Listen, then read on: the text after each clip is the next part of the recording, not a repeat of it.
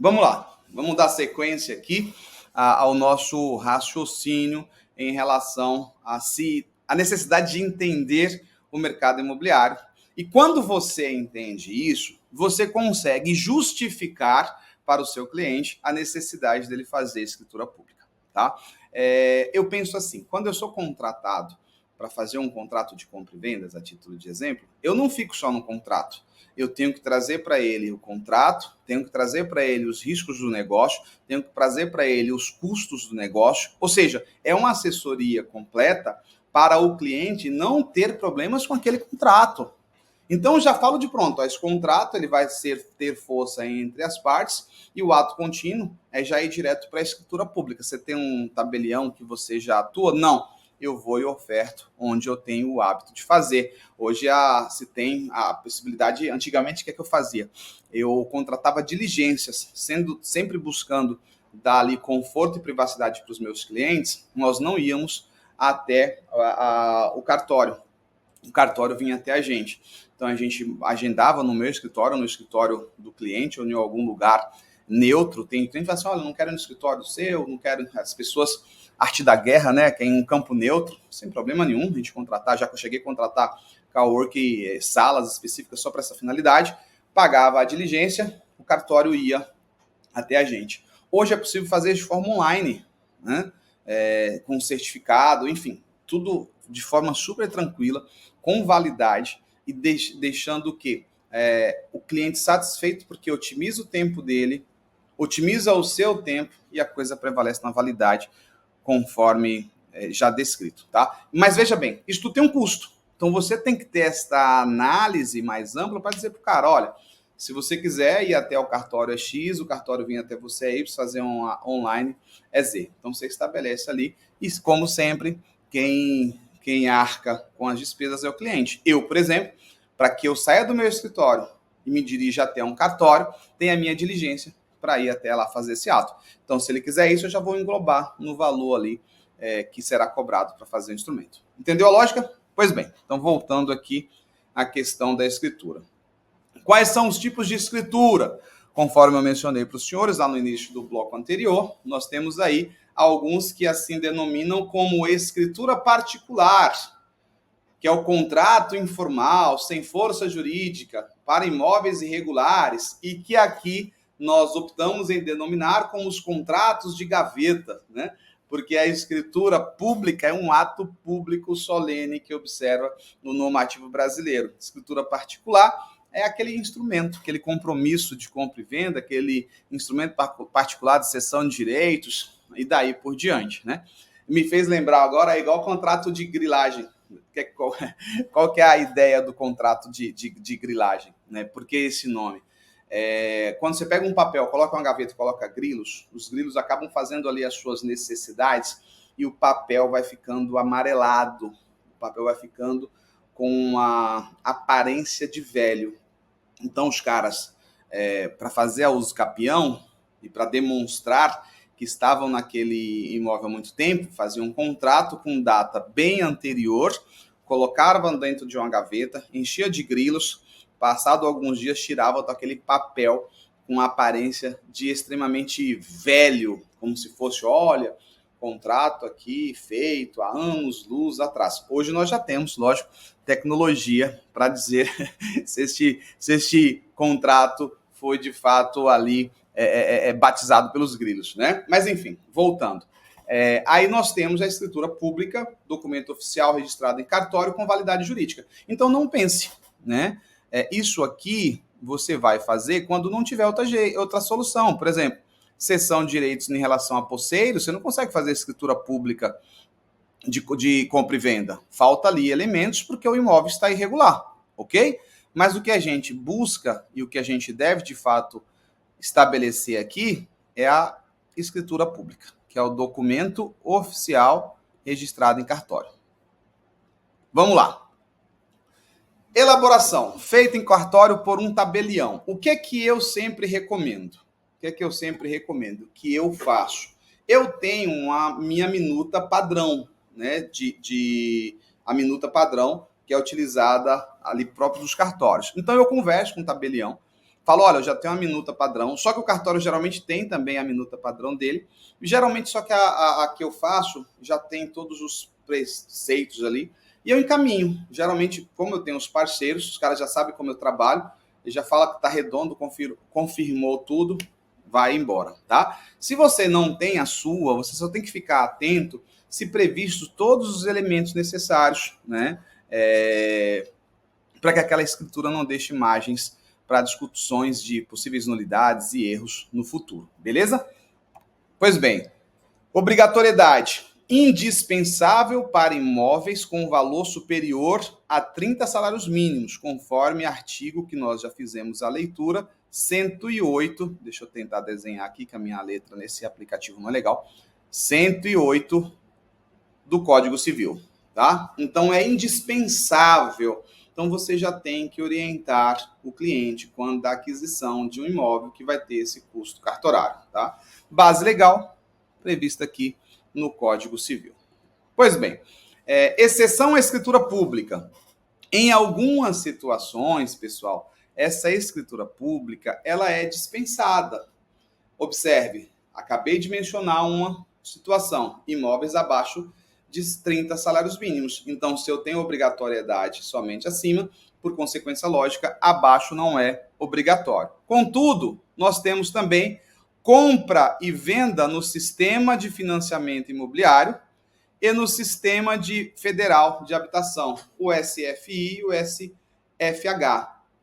Quando esses programas habitacionais viabilizam a aquisição, não se tem a necessidade da escritura pública, ou seja, não se tem este gasto.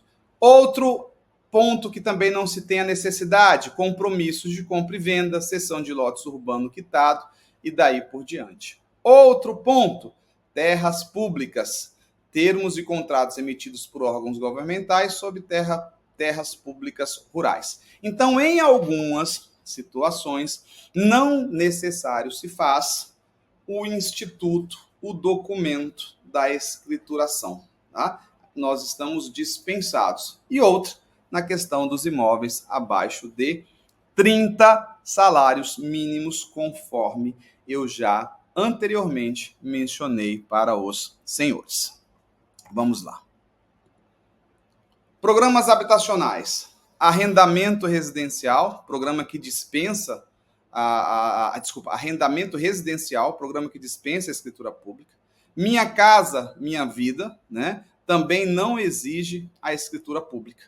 Então, se você está diante de uma situação de programa habitacional, de pronto você já pode lembrar, né, que não há necessidade de escritura pública. Deixa eu contar uma situação que é muito comum também de regularização. Esses programas habitacionais, eles têm um cadastro prévio destinado a famílias com rendas prévias. Então, assim, não é para qualquer pessoa. Eu tenho ali o destinatário específico. E o que acontece muito, mas muito mesmo. Pessoa fez a aquisição, vamos pegar aqui em São Paulo, antigamente tinha o Singapura, CDHU e daí por diante. Como foi contemplado, né, tem sorteio, tem ordem cronológica, tem uma série de fatores. Contemplado por um motivo qualquer, passado algum tempo, quer vender. Em tese, não se pode fazer a transferência de forma direta. E o que eles fazem? Contrato gaveta. Riscos gigantescos, porque o compromisso do pagamento fica com o originário, né? E que vai pagando. Já deixa eu encontrar casos práticos, vai lá.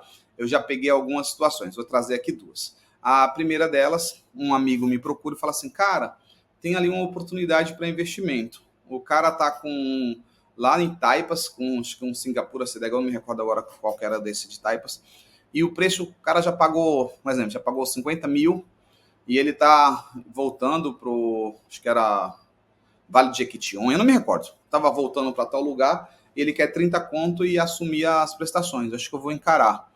Aí eu falei, poxa, bacana, o preço é bem atrativo, só que tem alguns poréns. Você não vai conseguir fazer essa transferência desse imóvel para o seu nome. Primeiro, porque você não preenche os requisitos. Segundo, você ele vai ter que passar para você o boleto mensalmente. ou se você passar o dinheiro para ele, corre o risco dele não pagar, ou para ele passando o boleto, corre o risco de você não pagar e o nome dele que fica sujo. Enfim, então você tem que analisar se efetivamente é um benefício ou não. Aí ele optou em fazer o negócio, passado anos-luz, ele me procura para fazer a regularização. Aí eu falei, lembra que eu falei lá no início? A gente vai conseguir, só que vai ser bem moroso. E de fato, demorou muito tempo, porque ele não preenchia os requisitos, aí tinha regras específicas, enfim. Mas observe, eu passei as orientações. Ah, detalhe, voltando. O que ele gastou para regularizar posteriormente saiu mais caro do que o benefício, desde que eu lembrei, o benefício financeiro que ele teve lá no início. Então, às vezes, é aquela falsa sensação de que está tendo um benefício, né? Mas, enfim, a decisão é do cliente. O outro caso que apareceu recente, o cara teve o bem transferido, tudo redondinho, né? E aí foi vender. Ele recebeu originariamente, né, no nome dele, do cadastro, daí por diante, foi vender. Quando foi vender, descobriu que ele tinha um período de carência para fazer essa transição, que já é comum nesse meio, só que ele não sabia. E ele procurou, como assim? É meu e tal? Aí eu tive que explicar para ele que em decorrência de ser programas habitacionais, de ser imóveis destinados a pessoas específicas em decorrência da renda, em decorrência de vulnerabilidade, etc, etc, etc, não é um imóvel que pode ser adquirido e transferido como se fosse uma especulação imobiliária. Ele ficou extremamente frustrado, mas percebe-se que a intenção dele inicial nunca foi suprir a sua demanda habitacional, ou seja, existem as falhas. Ele queria obter lucro imobiliário com essa situação. Por falar em lucro imobiliário, você sabia que quando você faz uma obra, você tem que fazer as declarações do INSS, recolher o INSS, pagar, etc, etc, e você paga o lucro imobiliário com o valor declarado da obra e o valor efetivamente vendido, é 15% de valor de tributação. A mesma regra é quando você comprou uma casa por 1 milhão, vendeu por 1,5 milhão. Se você não utiliza essa verba automaticamente para comprar um outro imóvel, no período de 6 meses, você tem que pagar o lucro imobiliário da diferença. Então, se você comprou por 1 milhão, vendeu por 1,5 milhão, você paga 15% em cima dos 500 mil declarado. Por isso que a maioria das pessoas acabam burlando o sistema e colocando o valor abaixo do mercado para não pagar a tributação, incorrendo em risco, conforme já falei anteriormente, de responder criminalmente por essa conduta. Mas deixa eu voltar aqui. Bem, imóveis de menor valor, conforme já falei, inferior a 30 salários mínimos, dispensa a escritura pública. Contudo, acompanha aqui comigo, o registro continua obrigatório no cartório de imóveis. O fato destes imóveis não terem a obrigatoriedade da escritura pública não quer dizer que eles estão dispensados do registro no cartório de imóveis. Mesmo porque o ato registral é o que vai noticiar para o mundo que aquele imóvel lhe pertence.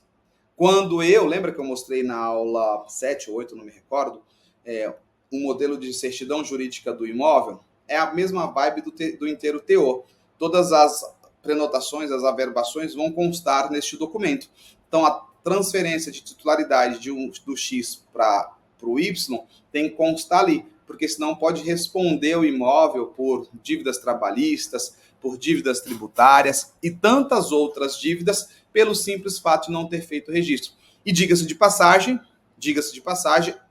uma boa parte, a grande maioria dos quesitos de penhoras, de arrestos e outras instituições, de constrições no contexto geral sobre imóveis, ocorre muito pela ausência do registro de forma correta. Aí a gente vai ter que entrar com os embargos de terceiros, conforme eu já mencionei, para dar baixa ou fazer o levantamento dessas constrições e liberar os imóveis, porque o cliente não foi atento lá atrás. É uma máxima que eu tenho observado: quem não trabalha de forma preventiva, remediar se torna mais caro. Praxe. Vamos lá. Financiamento e quitação. Prazo do banco, após se financiou, quitou, 30 dias após o último pagamento para disponibilizar o termo de quitação. Via de regra, é a régua estabelecida, mas é sempre muito pertinente você analisar o contrato de financiamento para verificar se não tem uma régua menor ou maior. Com esse termo de via, como acontece? Deixa eu voltar aqui. Você comprou um imóvel financiado ou utilizou esse imóvel em garantia para um financiamento, vai ser averbado essa hipoteca, né, lá na matrícula do imóvel. Então vai consta lá, olha, alienado à instituição X pelo valor Y. Com o pagamento, você vai pedir uma coisa que chama carta de quitação. Carta de quitação. Em algumas instituições, o próprio banco já encaminha para o cartório.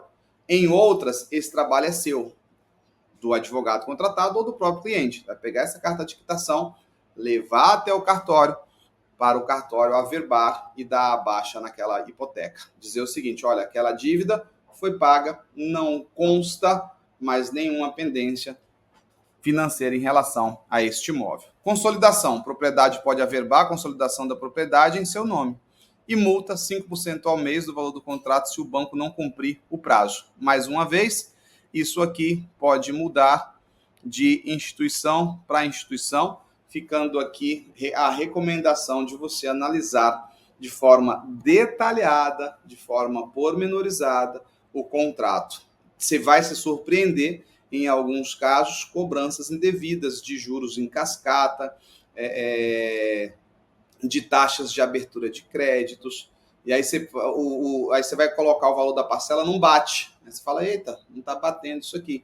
E aí tem a possibilidade da revisão contratual e você reaver, né, para o seu cliente os valores pagos a mais em decorrência de práticas abusivas pelas instituições financeiras. Muito comum também essa situação, que fica aí como um alerta para que você também faça essa análise e oferte, faça a oferta deste serviço.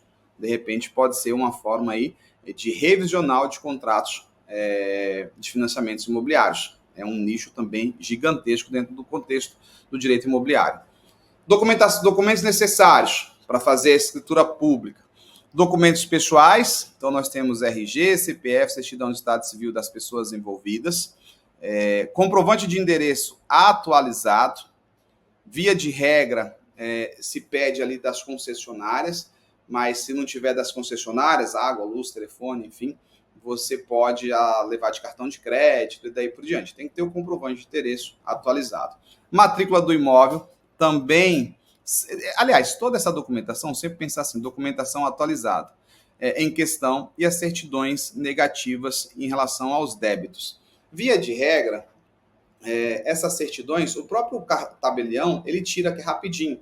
Mas na dúvida, como eu deixei para você todos os links, é super fácil também você se antecipar e já deixar isso extremamente mastigado, vamos pensar assim. Assim, cada um tem uma postura, uma forma de trabalhar.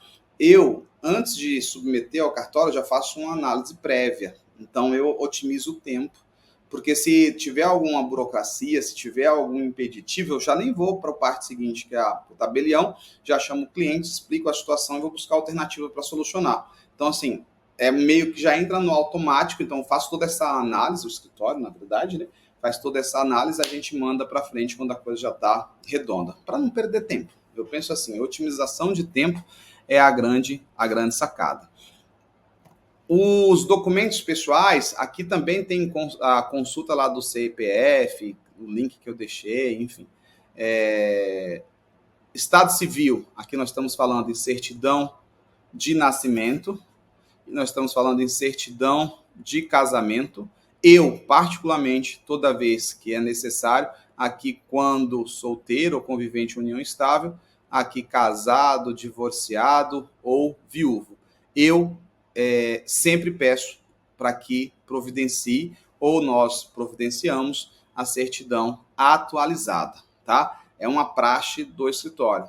Mas tem 2 anos atualizada. Eu sempre peço para verificar a questão de tutela, curatela, interdição e outros impeditivos que possam aparecer ali no documento. Beleza? Bem, vamos fechar este bloco. tá? E aí nós voltamos para o terceiro da penúltima aula. Até já!